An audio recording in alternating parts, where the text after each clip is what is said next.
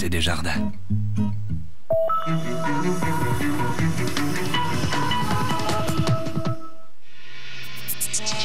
La facture, émission numéro 332. Bonsoir, ici Pierre Craig, bienvenue à La Facture. Aujourd'hui, des commerçants cotisés pour une taxe qu'ils n'ont pas à percevoir. Quand ils viennent t'arracher 70 000, là, ça fait deux. Aussi, Société de transport de Montréal, des étudiants contestent des amendes salées et gagnent.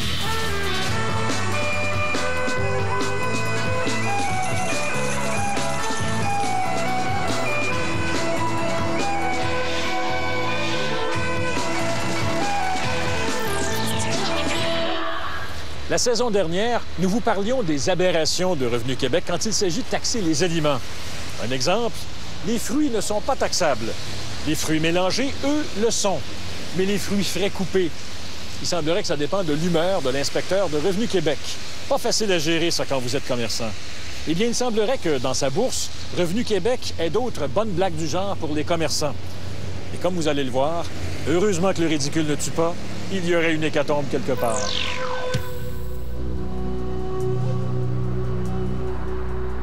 Quand ils viennent t'arracher 70 000, là, ça fait deux. C'est le stress, c'est démotivant. On pense à ça continuellement. Il faut travailler beaucoup pour gagner ça, parce qu'il y a des fois, il y a des années qu'on fait même pas ça de profit. Ces commerçants n'ont gros sur le cœur contre Revenu Québec. Ils doivent verser au ministère des taxes de vente qu'ils n'ont pas perçues parce que leurs clients autochtones ne paient pas de taxes. Ils veulent pas payer la TPS-TVQ, c'est un droit acquis, puis ils veulent pas avoir de problème avec ça. Ce matin, à Val-d'Or, des Autochtones font leurs emplettes en ville, en dehors de la réserve.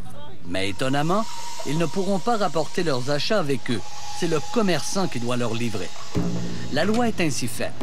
Pour être exempté de taxes, le bien acheté hors réserve par un Autochtone doit être livré sur la réserve par le marchand. Alors, c'est simple. Dès qu'on signe, puis quand c'est livré sur réserve, sur la facture, c'est indiqué, livré sur réserve, alors on ne se pose pas de questions. C'est simple pour les Autochtones, mais c'est beaucoup plus compliqué pour les commerçants comme Michel Blais. En Haute-Gatineau, les équipements Maniwaki vend à ses clients algonquins des produits récréatifs comme des bateaux, des véhicules tout-terrain ou des motoneiges. Tous les jours, le commerce de Michel Blais livre la marchandise vendue juste à côté, sur la réserve Kitigan-Zibi. Andrew avait bien hâte de l'avoir ça. Oui. Oui. Ce matin, la famille Buckshot s'offre un véhicule tout-terrain. Juste la dernière copie? Pour Mme Blais, la signature de sa cliente constitue depuis toujours une preuve de livraison.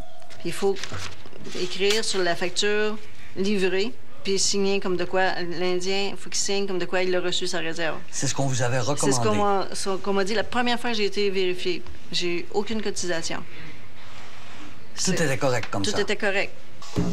Mais voilà que le ministère du Revenu, après une nouvelle vérification en 2004, refuse la signature de l'acheteur autochtone comme preuve de livraison. Pour moi, la facture ici est correcte. Ça dit que ça a été livré, puis l'Indien, il a signé. Il me tirait de quoi, là? Eux autres sont menteurs, ou c'est moi je suis menteuse, ou... C'est une preuve. Revenu Québec lui réclame les taxes sur des produits vendus aux Autochtones de 1999 à 2003. Des taxes que Michel Blais n'a jamais perçues. Sans détour, le ministère lui expédie un avis de cotisation de près de 70 000 $ qu'elle doit payer immédiatement. C'est ridicule. Moi, je ne l'ai pas collecté, la taxe. Je ne l'ai pas eu, cet argent-là. Fait qu'il faut que j'arrive, je donne carrément 68 000. Non. On n'a jamais compris pourquoi ils nous envoient un tel compte. Maurice Major possède avec sa femme Claudette le commerce AB Sport de Sainte-Terre en Abitibi. Ils vendent eux aussi des produits récréatifs chez les Autochtones. Ils contestent eux aussi une facture salée de Revenu Québec. Ça peut avoir coûté 47 à 48 000 plus pour se défendre. D'avocat, à date, j'ai 10 000 $ de payer. Fait que... Dans ce dossier-ci, la rigueur, il n'y en a vraiment pas eu. Michel Giroir est l'avocat qui défend les majors. Il se bat contre Revenu Québec en Cour supérieure. Pour lui, l'enquêteur du ministère a bâclé son travail de vérification chez les majors. Prenons par exemple cette facture-là. Un simple coup de téléphone ou une simple visite à cette personne-là nous aurait permis de savoir qu'effectivement, c'est son vrai numéro, qu'effectivement, elle demeure à cette résidence-là et qu'effectivement, le bien lui a été livré vers cette date-là sur la réserve.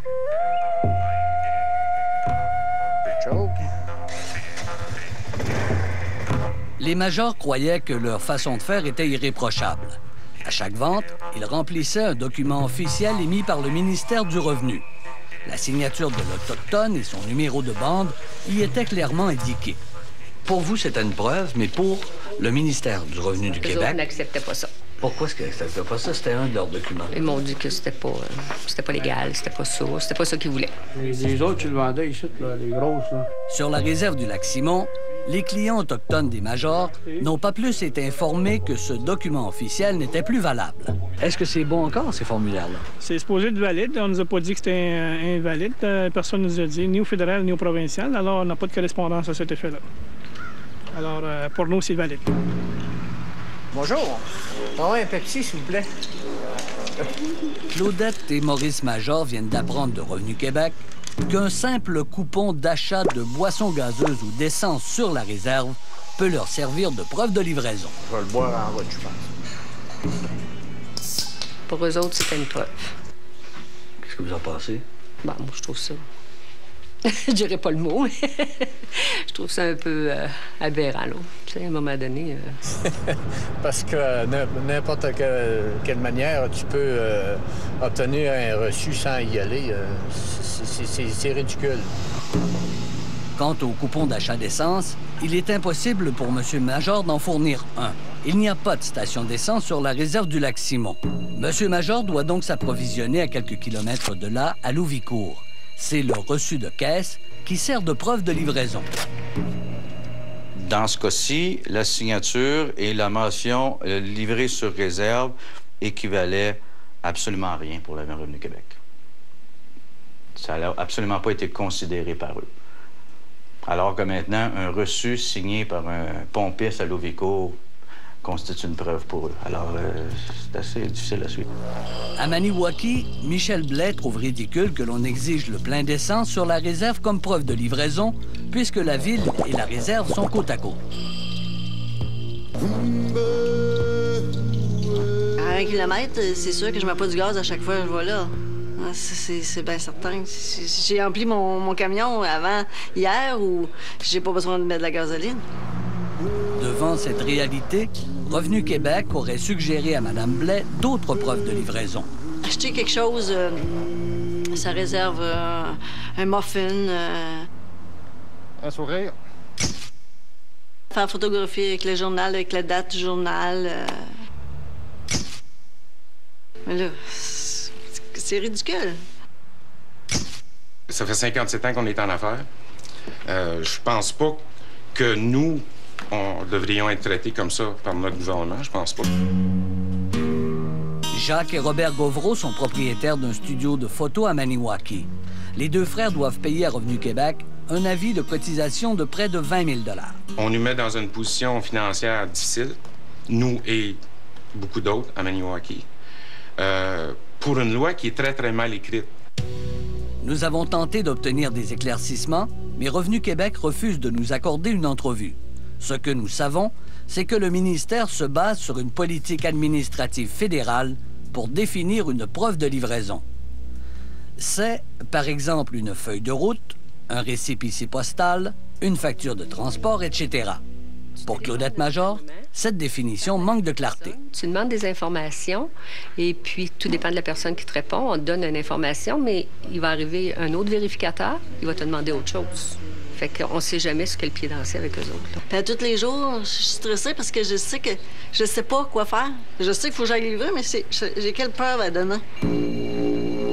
Comme les majors en Abitibi, Michel Blais conteste l'avis de cotisation de Revenu Québec et a l'intention de porter sa cause jusqu'en Cour supérieure.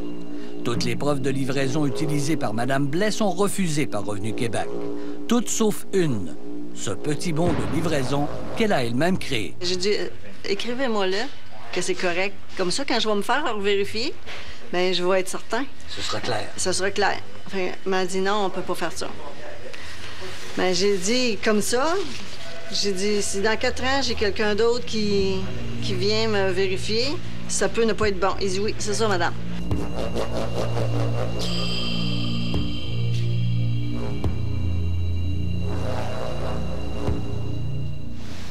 Les 3 contribuables dont nous venons de vous parler ont été obligés de payer leurs cotisations à Revenu Québec. Madame Major de Sainte-Terre a ensuite poursuivi Revenu Québec. Le ministère et elle en sont arrivés à une entente à l'amiable qui satisfait Madame Major. Madame Blais a elle aussi poursuivi Revenu Québec. Sa cause sera entendue d'ici 12 à 18 mois. Quant à Jacques et Robert Gauvreau de Maniwaki, leur comptable a choisi de négocier avec Revenu Québec le remboursement de la cotisation de 18 000 $ qu'ils ont dû payer.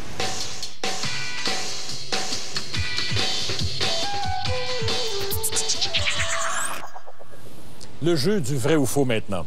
Vous vous appelez Ildefonse-Laporte. Ce sont des choses qui arrivent. Il semblerait que des parents aient déjà donné ce nom à un de leurs enfants. On se fait votre tête plus souvent qu'à votre tour. Alors, vrai ou faux? Au Québec, un nom qui prête au ridicule est un motif valable pour le faire modifier légalement. La réponse après la pause.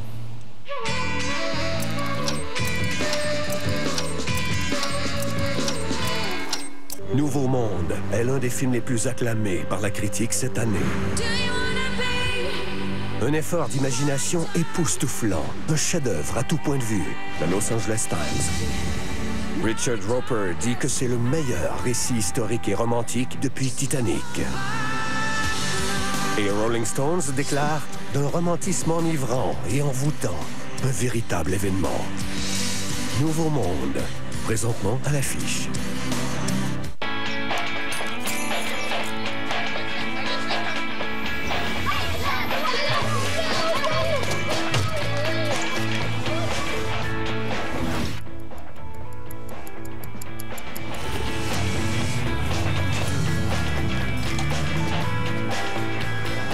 Découvrez la Ion 2006 de Saturn à partir de 13 995 $ et vivez une expérience d'achat sans tracas.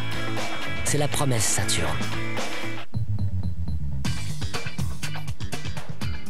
Cette semaine à l'émission, Hugo Lapointe nous parle de son succès qu'il savoure avec fierté après des années de travail acharné.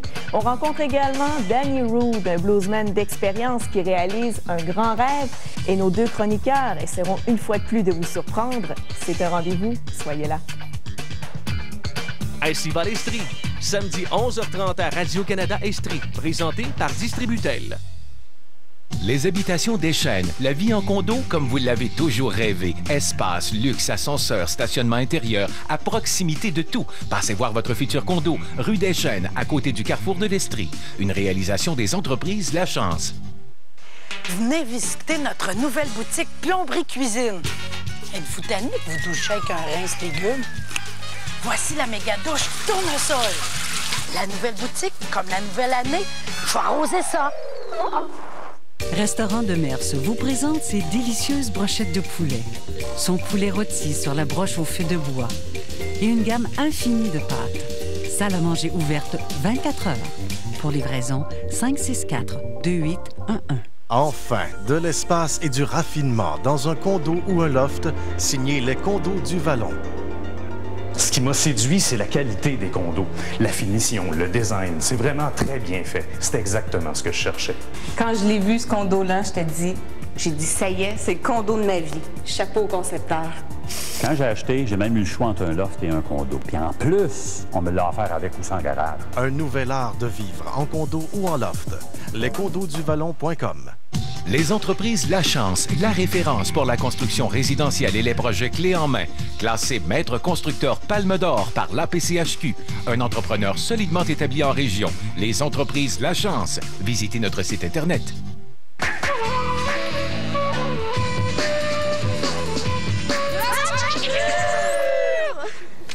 Vrai ou faux? Au Québec, un nom qui prête au ridicule est un motif valable pour le faire modifier légalement. Vrai. On peut aussi changer de nom s'il est difficile à prononcer ou à écrire, ou si ce nom est frappé d'infamie. C'est une démarche qui exige toujours un motif sérieux et qui coûte environ 300 $ en frais divers.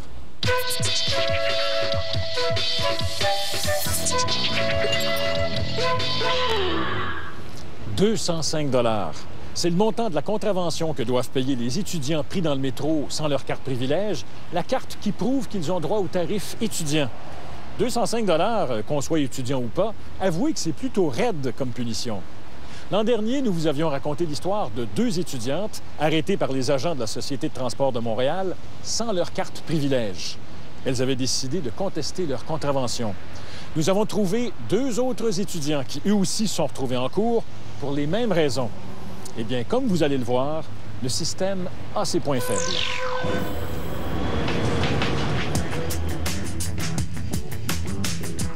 Je suis étudiante à temps plein au cégep à l'Assomption, puis je travaille à temps partiel la fin de semaine. J'étudie à l'école du show business, puis mon programme, c'est gestion de plateau de cinéma et télévision. Mon statut d'étudiant, c'est temps plein. Chantal et Valérie utilisent le transport en commun chaque jour pour se rendre à l'école. Parce qu'elles sont étudiantes, elles bénéficient d'un tarif réduit. Cette carte-là prouve que je suis étudiante, puis ça prouve que j'ai droit à la carte au tarif réduit. Moitié prix. Au lieu de payer 60 $, je pense que c'est rendu à 33 $, la passe réduite. Mais l'an dernier, elles ont reçu des contraventions dans le métro de Montréal. Chantal venait de traverser les tourniquets du métro alors que sa carte privilège était expirée. 2 agents l'interpellent. Ils me disent que je l'utilisais sans droit parce que ma carte est expirée. Sans droit, là. C'est fraude, là. C'est pas ça, là. Quant à Valérie, un matin, elle oublie carrément sa carte. Un matin, finalement, je l'ai perdue. Je pense que je l'ai oubliée au métro. Puis il y a un monsieur qui m'a accroché parce que j'avais pas cette petite carte-là, puis il m'a donné un ticket. La Société de transport de Montréal a des règles strictes. Tout étudiant qui traverse les tourniquets sans avoir en main les 2 cartes, la carte privilège et la carte mensuelle à prix réduit, est passible d'une forte amende. 205 $ pour les étudiants de plus de 18 ans. 205 $, c'est vraiment cher. Pour la faute, parce que je suis quand même étudiante, j'ai voulu lui présenter ma carte de mon école, mais non, ça fait pas. C'est vraiment leur carte à eux. Toutes les 2 ont refusé de payer ces contraventions. Elles ont contesté devant les tribunaux. Bien, je l'ai écrit aussi sur mon billet quand j'ai contesté. J'ai dit que c'était vraiment beaucoup trop, puis que... Comment je pourrais dire ça? Oui, pour eux, j'étais en fraude parce que j'ai pas ma carte, mais que dans le fond, moi, au moins, j'étais vraiment étudiante puis que j'avais vraiment droit. C'est pas comme quelqu'un qui aurait voulu passer puis que lui, il avait pas droit. Dans les 2 cas, la STM a gagné en cours. L'oubli n'est pas une défense valable. On peut comprendre qu'il y a des gens qui peuvent oublier, mais vous savez, dans la vie, c'est nul ne peut ignorer la loi. C'est écrit partout qu'il faut avoir les 2 cartes pour valider le tarif réduit. On fait des campagnes de communication dans les réseaux des écoles chaque année. Mais au printemps dernier, 2 étudiants ont mis en échec la STM et son règlement. Alexandre Kaila ne se doutait pas qu'une simple contravention dans le métro allait l'amener jusqu'en cours supérieur. Il venait tout juste de recevoir un porte-monnaie en cadeau. Il y avait transféré ses papiers et jeté par erreur sa carte privilège à la poubelle. Quand j'ai passé ma carte, j'ai pas regardé. J'ai juste ouvert, sorti puis passé parce que c'est beaucoup plus simple comme ça. Et il y a eu les 2 employés, les 2 gardes qui m'ont arrêté et qui m'ont demandé de montrer ma carte tarif réduit. J'ai regardé finalement. Puis finalement, j'ai réalisé que j'avais pas ma carte tarif réduit. Donc, vous étiez certain, ce matin-là, lorsque vous avez passé les tourniquets, que vous étiez en possession de votre carte? Oui. C'est cette croyance sincère qui a convaincu la Cour. Pour les juges, les comportements de Chantal et Valérie n'étaient pas excusables. Chantal aurait dû savoir que sa carte était expirée. Quant à Valérie, elle aurait dû payer le plein tarif car elle savait qu'elle avait oublié sa carte ce matin-là. Mais pour Alexandre, il était convaincu d'avoir sa carte sur lui quand il s'est fait interpeller par les agents de la STM. J'étais effectivement persuadé de l'avoir. Je l'ai toujours eu. Il n'y avait aucune raison pour laquelle je ne l'aurais pas eu. Cette défaite de la STM est lourde de conséquences. Pour la première fois, la Cour supérieure reconnaît aux étudiants une défense valable. Maître Walid Hijazi explique les limites de cette porte ouverte. Il ne sera pas suffisant en cours de dire que je l'ai tout simplement oublié, bien que ce soit de bonne foi, parce que ça démontre une certaine négligence en quelque sorte. Dans le cas de M. Kaila, encore une fois, ce n'est qu'a posteriori, dans son cas très précis à lui, qu'on en est arrivé à la conclusion que c'était excusable. C'est-à-dire, est-ce qu'une personne raisonnable dans les mêmes circonstances aurait pu commettre une même erreur? Et la Cour a décidé que oui. On a été surpris. Maintenant, bon, on ne veut pas commenter la décision du juge, là, mais ça ne veut pas dire que si tous les autres étudiants vont contester leur constat d'infraction, que le même jugement va arriver, parce qu'il y a bien d'autres juges qui ont prononcé des jugements différents en disant que le règlement avait force de loi. Alexandre n'est pas le seul étudiant à avoir gagné sa cause. À l'automne dernier, Steve Marcoux a aussi bénéficié de la clémence de la Cour supérieure. Maître Hijazi a représenté l'étudiant. Dans le cas de M. Marcoux, il avait sur lui sa carte. Sauf que quand il a été intercepté par l'agent du métro, il était un petit peu nerveux, il ne l'a pas trouvé. Mais il est venu expliquer à la Cour par la suite qu'il avait sur lui sa carte. Et le juge l'a cru. Pourquoi vous n'avez pas retrouvé votre carte? Elle était où, cette carte-là? Elle était dans mon portefeuille. Moi, je mets ça sur le dos de l'émerveillement. Elle était entre deux cartes, puis je ne l'ai pas vue. Simplement. J'étais en retard, puis je me rendais à l'école. Je croyais que j'avais ma carte privilège sur moi. Malheureusement, je me suis fait interpeller par une escouade d'agents. C'était la première fois que je me faisais interpeller par des agents. J'ai dit, je la trouve pas, je l'ai pas. Donc, les agents m'ont émis un constat d'infraction. Mais je suis revenu environ peut-être 30 minutes après. Les agents n'étaient plus là.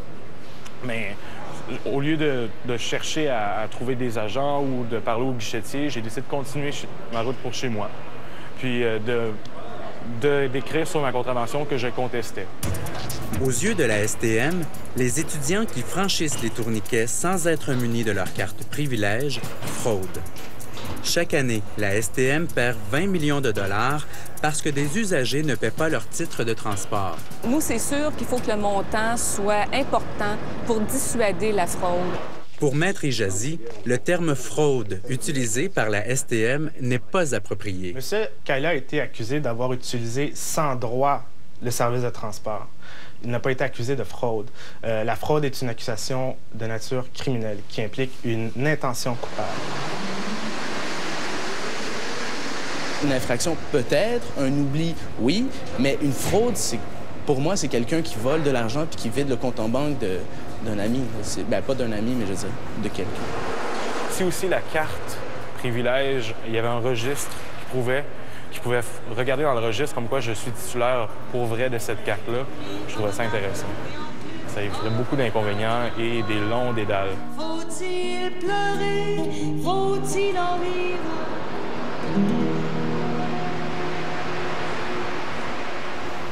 L'idée de Steve Marcoux que vous venez d'entendre est très bonne, tellement que d'ici 2 ans, la STM va offrir une nouvelle carte à puce fonctionnant avec des boîtes de perception automatique. Les usagers achèteront leur droit de passage quotidien ou mensuel sur cette carte. Les étudiants, eux, n'auront plus à se soucier de leur carte privilège. Cette information sera déjà contenue sur la carte à puce.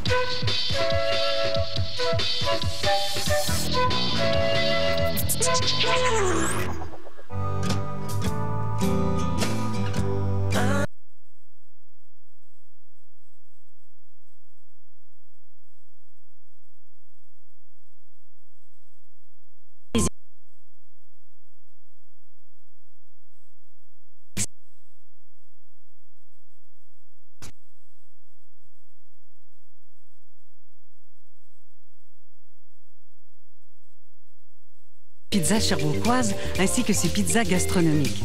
Salle à manger ouverte 24 heures. Pour livraison, 564-2811.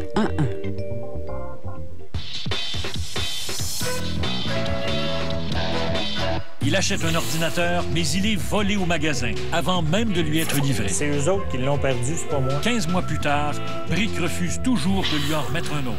La semaine prochaine, à la facture. La question de la semaine maintenant. Nous venons de vous parler des étudiants de 18 à 25 ans condamnés à payer une amende de 205 $ parce qu'ils n'avaient pas leur carte privilège au moment d'utiliser le métro. Mais les jeunes de 12 à 17 ans, eux aussi sont passibles d'une amende s'ils n'ont pas leur carte privilège. une amende de 118 $. Trouvez-vous que cette amende est raisonnable ou exagérée? Bien, d'un côté, c'est exagéré, OK, oui, mais de l'autre côté, il doit avoir la responsabilité aussi qu'il faut qu'il y ait la carte. Une amende est nécessaire, mais trop importante. Je trouve ça beaucoup de sous, là, pour un étudiant de 12 à 17 ans. Sauf qu'en tout temps, il devrait avoir aussi les preuves comme quoi qu'il a l'âge et qu'il peut user de ces privilèges-là. Peut-être un peu corsé, mais pas au point de dire que c'est exagéré. Très exagéré. Si on considère d'autres infractions que d'autres personnes font. Encore une fois, l'amende est de 118 $ pour un étudiant de 12 à 17 ans pris dans le métro sans sa carte privilège. Mais moi, que m'arrive-t-il si je suis arrêté au volant de mon véhicule sans mon permis de conduire? Le policier peut me donner un avertissement. Je dois ensuite, dans les 24 heures, me présenter dans un poste de police avec mon permis de conduire.